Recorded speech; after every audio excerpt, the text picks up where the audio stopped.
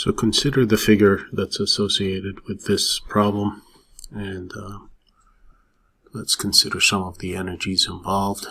And let's look at where the elevator is falling at 4 meters per second. So K1 is 1/2 mv1 squared, which is 1/2. It's a 2,000 kilogram elevator moving at 4 meters per second quantity squared. This gives us 16,000 joules.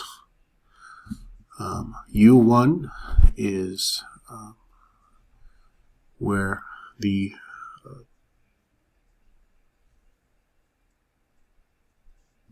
elevator starts to fall, so we can think of that as our 0 point, so we can call that 0 if we let y1 equal 0 at that point.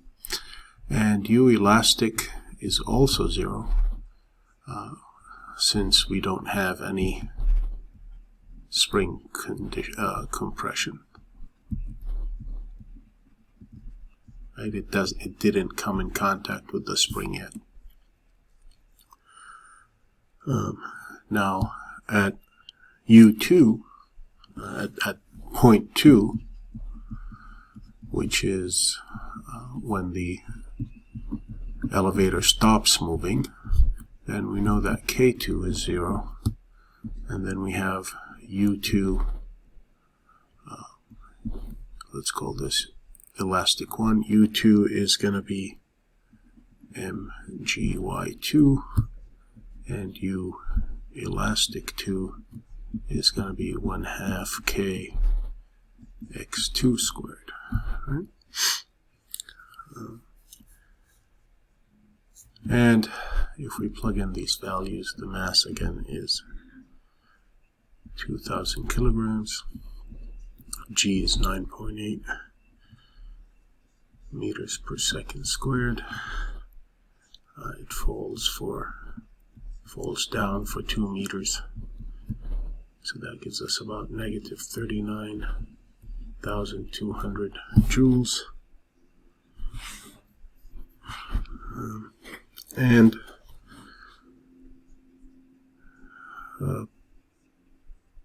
we can say now, if we use everything we know, we can say that K1 plus U1 total, which is 0, plus the work done by the other forces, has to equal K2, which is 0, plus U2 gravitational plus U elastic 2. And we can say that K1 plus work other minus U2, if we move U2 over, equals 1/2 k x2 squared.